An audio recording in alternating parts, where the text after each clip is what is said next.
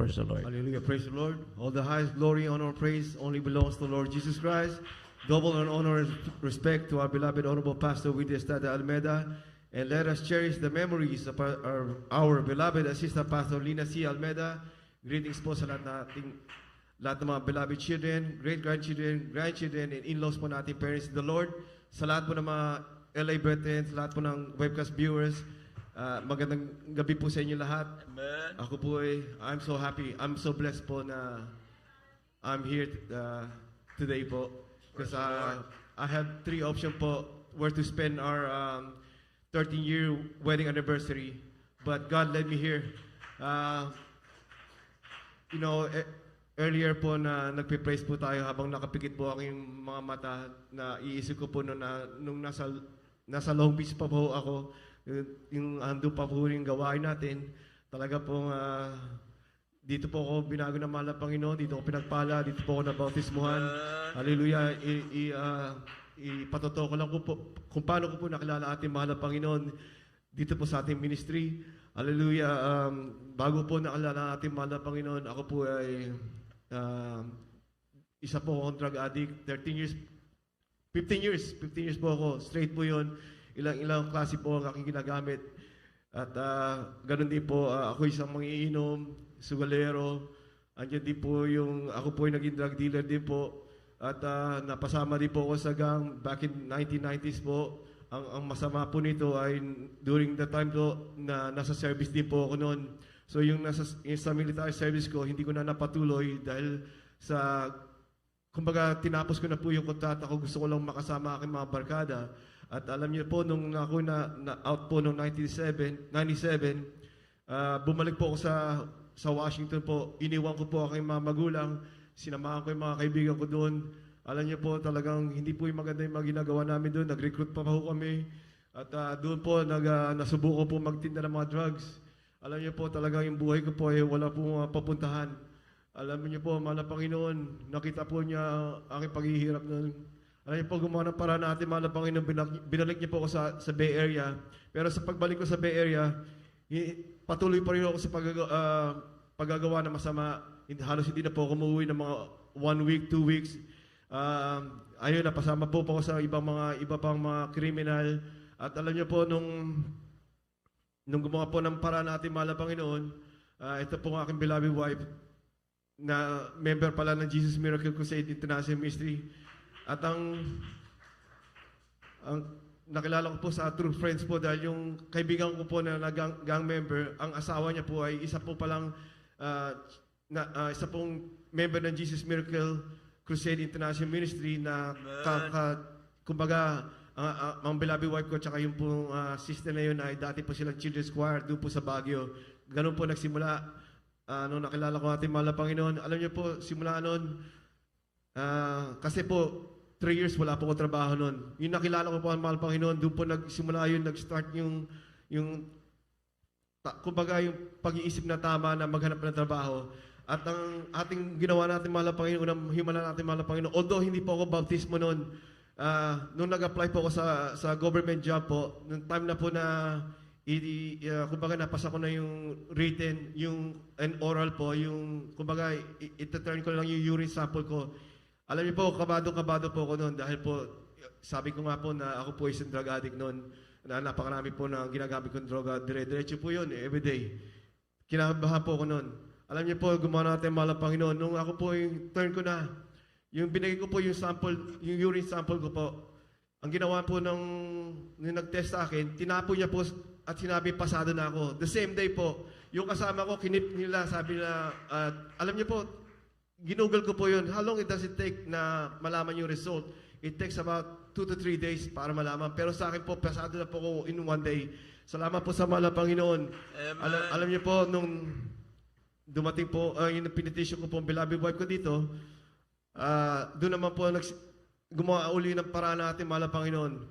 Alam niyo po, nung padating po aking beloved wife, nalaman ko lang po na ililipat po ako dito sa Dakong LA. Kung isipin po, dati po akong custodian lamang, tagalinis lang po.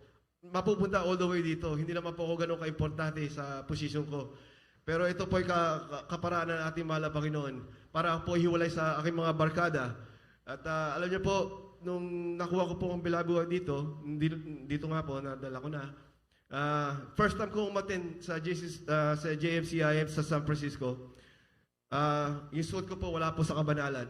At ako, yung time na yun, haya na haya ko. Dinala ako ng beloved wife ko doon. Kasama ko yung barkada ko, pati yung sister na po na yun. Alam niyo po, meron po ako nakausap, meron lumapit sa amin na kapatiran na sabi, nag-share po sa akin.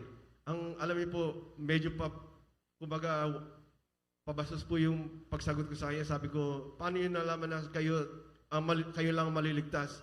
At kami po umalis. Nagtuloy po kami sa pagdodroga sa kalye po.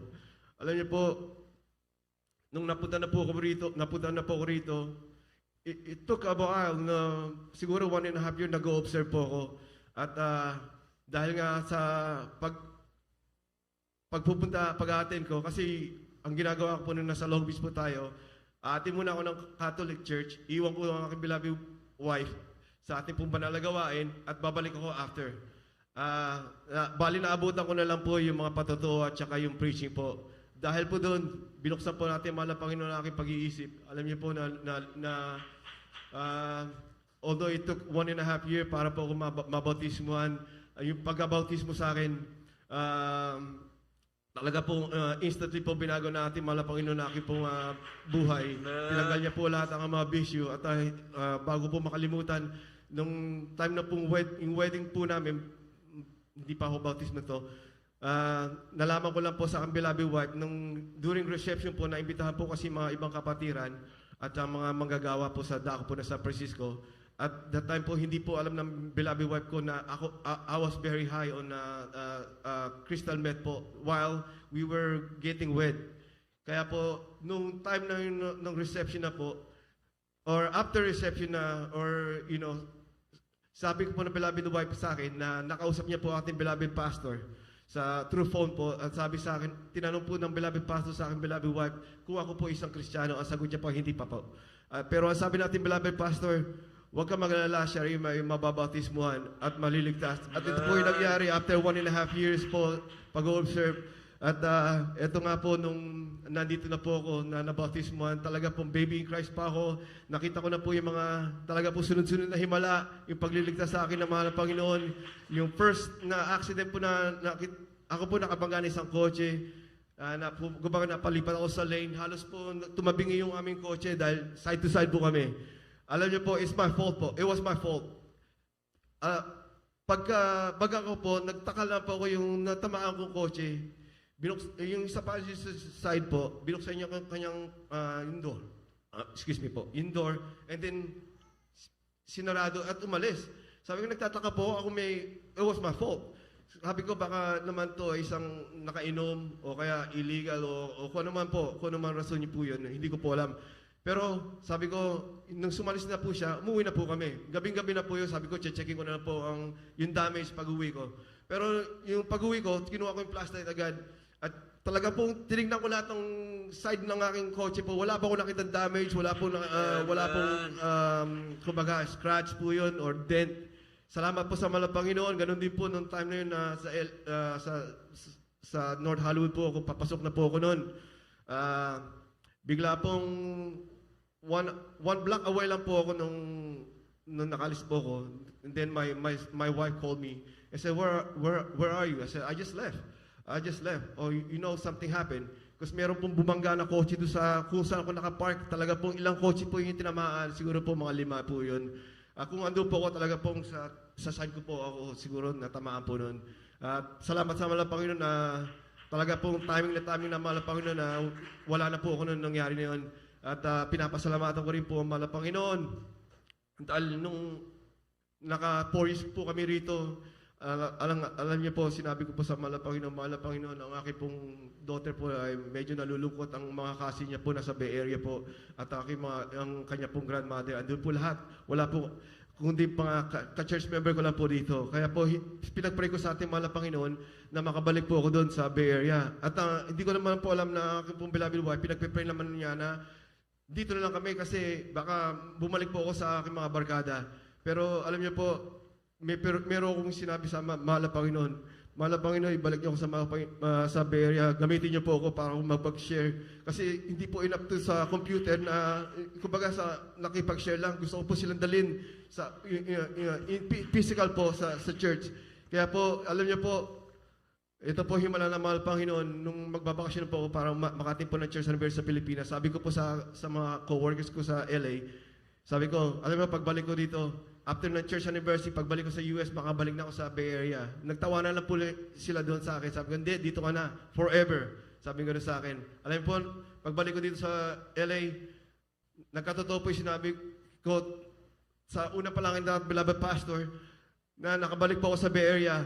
Nung nakabalik po ako sa Bay Area, alam niyo po, yung mga high management, mga supervisor, mga management doon, mga high ranking, hindi po nila alam na andun na po ako.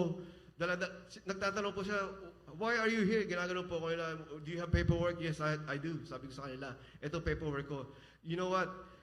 1 month hindi po ako nakasweld, hindi po ako nababayaran tama dahil yung ano ko po, yung information, yung ano ko po, andito pa po. Kaya alam niyo po, isa po talang himala yun. At ngayon nga po, yun nga, ginawa ko po yung pangako ko sa mahal Panginoon na mag-share ako, nag-share po ako sa mga co-workers ko, sa mga friends ko na marami po na bautismuhan.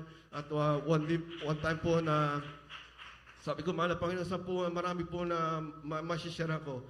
Na pinaisa po sa akin na mahal Panginoon na magpunta po ako magpunta na ako sa drug house. Pumunta po ako doon sa drug house. Alam niyo po, marami po doon, pumupunta mga criminal, mga drug addict po. Punong-puno po yun every time. Nag-share po ako, gusto ko kasi magkakaroon po tayo ng LA anniversary, gusto ko po silang dalhin. Alam niyo po, nakakalungkot po, wala po tumanggap. Pumunta ako noon, Sunday po noon. At the next morning po, Monday, nagulat lang ako sa news na ni-raid po yung bahay na yun. Timing na hindi po nagkataon na andun po ako nang nangyari yun. Yung po lang time na yun na matagal na po minamatyagan ng police po yung lugar na yun.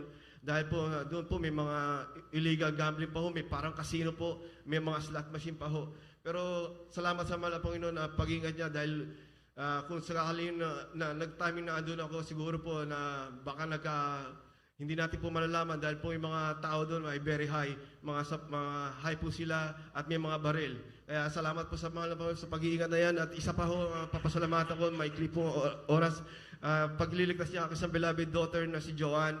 Siya po at time na yun, 4 years old pa lang, nung nagkataon po na time na yun na pumunta po kami sa isa pong gathering po ng ating mga relatives po. At alam niyo po, the whole time na winawatch namin ang aking beloved daughter, kasi naglalaro po sa swimming pool, 1 hour pinagmamasdan namin na para po, kinakabahan kami, baka malunod po siya o mahulog o ganon. Pero yung time na yun, yung pagkatas ng mga yung pagkatingin ko lang sa telepono, hindi ko alam na nasa ilalim na pahulog siya ng tubig. Wala pa akong kamalay-malay.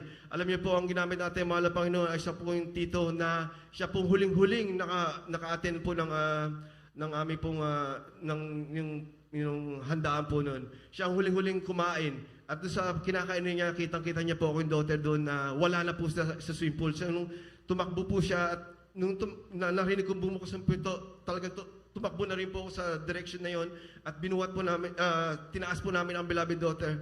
Alam niyo po, salamat sa mahal na Panginoon dahil niligtas niya aking mahal na anak.